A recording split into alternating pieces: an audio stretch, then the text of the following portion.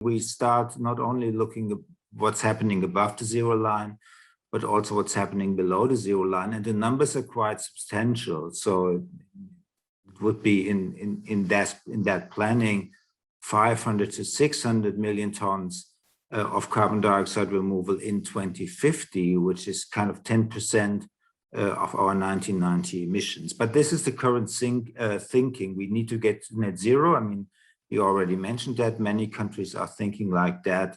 We have to reduce emissions drastically, but now we also start to talk about carbon dioxide removal. And there was one major change with the new 2030 target for the European Union.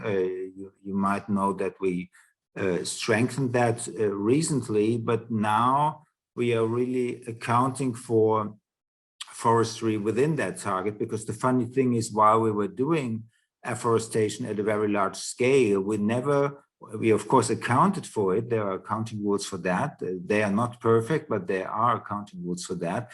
But we never, let's say, took them into account when talking about, do we reach our targets? Now they are included. There's criticism about that, because then a minus 55% target in the old way for 2030 doesn't mean the same if you have 2 or 3 percentage points of forestry in there.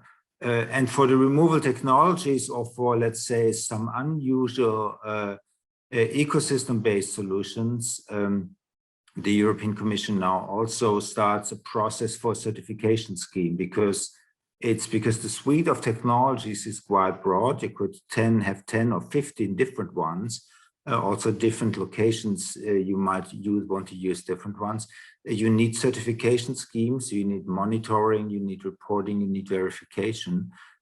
So I would say the European Union is at a point where the integration starts into mainstream climate policy, and where all the usual questions about how to deal with new technology, with new approaches, already enter not only the political sphere, but also the bureaucratic sphere of accounting and what can you do, what kind of incentives do you develop.